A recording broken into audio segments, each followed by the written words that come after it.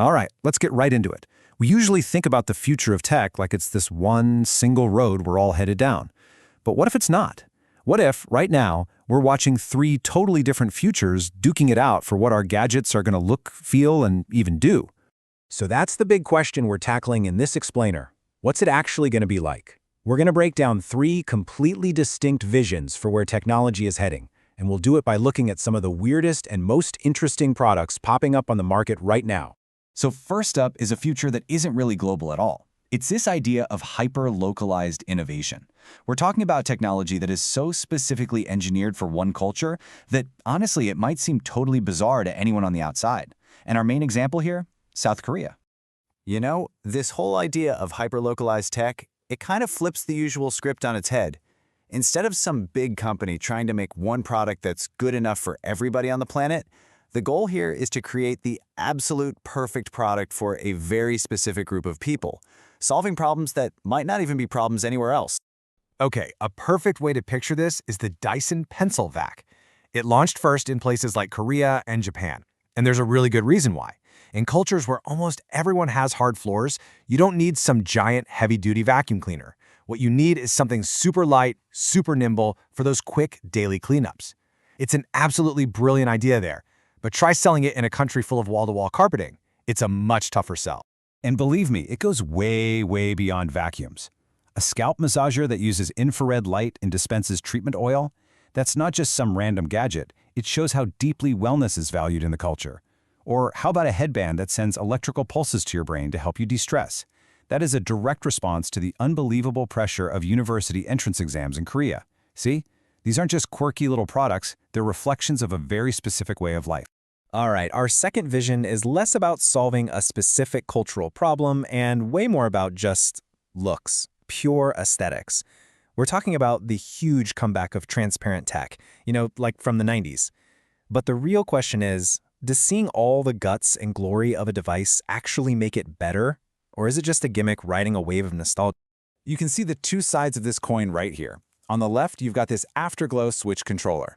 It uses its see-through shell for a reason. The lights inside flash red when your battery's low. That's actually useful. That's a real upgrade.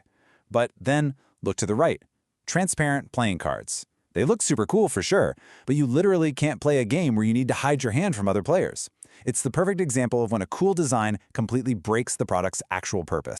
And of course, there's the price you pay for that cool aesthetic. Here we're comparing a high-end $1,200 transparent speaker with an alternative from AliExpress that looks almost identical but costs under $300. Now the luxury one, it's got premium materials, amazing sound.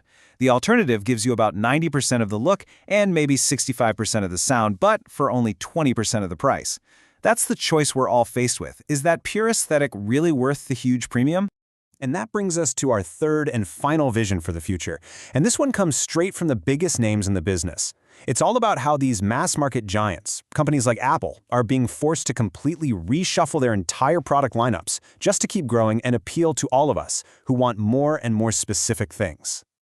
Apple's core strategy seems to be making a major shift. I mean, for years, the standard iPhone was always kind of held back on purpose, right? To nudge you into buying the Pro model. But with the rumored iPhone 17, that all changes. The word is that the standard model will finally get Pro features, like that buttery smooth 120Hz promotion display. The basic phone is about to become a Pro phone in disguise. So what this reshuffle does is create these really clear lanes for different kinds of people. The standard iPhone 17 becomes this amazing value proposition. The brand new iPhone Air, that's for the person who cares more about style and how a phone feels in the hand than anything else.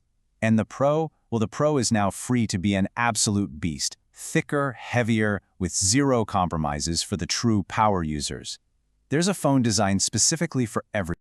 And when we say the Air is all about style, we are not kidding.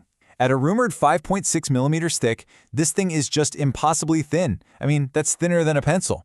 That's not just a small change, it's a huge statement. It's a design philosophy taken to the absolute extreme, even if it means you get a smaller battery or fewer cameras. And the whole point of making a statement like that is to get this exact reaction. This quote is from someone who actually got to handle a prototype, and they said, "The first time I picked the thing up, my mouth involuntarily formed a silent O. It's not about winning on a spec sheet anymore. It's about creating that instant, gut-level wow moment." They're selling a feeling. So there we have it. 3 really different paths forward for tech. The first is about going super niche, super deep into a single culture. The second is all about looking to the past, using beautiful design to make us want things. And the third is about the biggest companies getting way smarter about giving each and every one of us the exact thing we're looking for. And that leaves us with one last question. As these 3 futures all compete for our attention and our money, the choice really comes down to us. Are you someone who's drawn to tech that just gets your world, or tech that's just flat out beautiful, or tech that gives you the smartest possible deal? Because at the end of the day, the future you buy is the future that gets built. All right, let's get right into it. We usually think about the future of tech like it's this one single road we're all headed down. But what if it's not? What if, right now, we're watching 3 totally different futures duking it out for what our gadgets are going to look, feel, and even do? So that's the big question we're tackling in this explainer. What's it actually going to be like? We're going to break down 3 completely distinct visions for where technology is heading, and we'll do it by looking at some of the weirdest and most interesting products popping up on the market right now. So first up is a future that isn't really global at all. It's this idea of hyper-localized innovation. We're talking about technology that is so specifically engineered for one culture that, honestly, it might seem totally bizarre to anyone on the outside. And our main example here? South Korea. You know, this whole idea of hyper-localized tech, it kind of flips the usual script on its head. Instead of some big company trying to make one product that's good enough for everybody on the planet, the goal here is to create the absolute perfect product for a very specific group of people, solving problems that might not even be problems anywhere else. Okay, a perfect way to picture this is the Dyson Pencil Vac. It launched first in places like Korea and Japan. And there's a really good reason why. In cultures where almost everyone has hard floors, you don't need some giant heavy-duty vacuum cleaner. What you need is something super light, super nimble for those quick daily cleanups. It's an absolutely brilliant idea there, but try selling it in a country full of wall-to-wall carpeting. It's a much tougher sell. And believe me, it goes way, way beyond vacuums. A scalp massager that uses infrared light and dispenses treatment oil? That's not just some random gadget. It shows how deeply wellness is valued in the culture. Or how about a headband that sends electrical pulses to your brain to help you de-stress? That is a direct response to the unbelievable pressure of university entrance exams in Korea. See? These aren't just quirky little products, they're reflections of a very specific way of life. All right, our second vision is less about solving a specific cultural problem and way more about just looks, pure aesthetics. We're talking about the huge comeback of transparent tech, like from the 90s. But the real question is, does seeing all the guts and glory of a device actually make it better? Or is it just a gimmick riding a wave of nostalgia? You can see the 2 sides of this coin right here. On the left, you've got this afterglow switch controller. It uses its see-through shell for a reason. The lights inside flash red when your battery's low. That's actually useful. That's a real upgrade. But then, look to the right. Transparent playing cards. They look super cool for sure, but you literally can't play a game where you need to hide your hand from other players. It's the perfect example of when a cool design completely breaks the product's actual purpose. And of course, there's the price you pay for that cool aesthetic.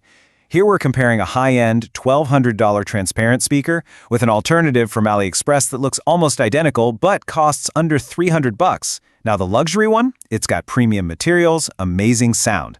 The alternative gives you about 90% of the look and maybe 65% of the sound, but for only 20% of the price. That's the choice we're all faced with. Is that pure aesthetic really worth the huge premium? And that brings us to our third and final vision for the future. And this one comes straight from the biggest names in the business. It's all about how these mass-market giants, companies like Apple, are being forced to completely reshuffle their entire product lineups just to keep growing and appeal to all of us who want more and more specific things. Apple's core strategy seems to be making a major shift. I mean, for years, the standard iPhone was always kind of held back on purpose, right? To nudge you into buying the Pro model. But with the rumored iPhone 17, that all changes. The word is that the standard model will finally get Pro features, like that buttery smooth 120Hz promotion display. The basic phone is about to become a Pro phone in disguise. So what this reshuffle does is create these really clear lanes for different kinds of people. The standard iPhone 17 becomes this amazing value proposition. The brand new iPhone Air, that's for the person who cares more about style and how a phone feels in the hand than anything else. And the Pro, well, the Pro is now free to be an absolute beast. thicker, heavier, with zero compromises for the true power users. There's a phone designed specifically for everyone. And when we say the Air is all about style, we are not kidding. At a rumored 5.6 millimeters thick, this thing is just impossibly thin. I mean, that's thinner than a pencil. That's not just a small change, it's a huge statement. It's a design philosophy taken to the absolute extreme, even if it means you get a smaller battery or fewer cameras. And the whole point of making a statement like that is to get this exact reaction.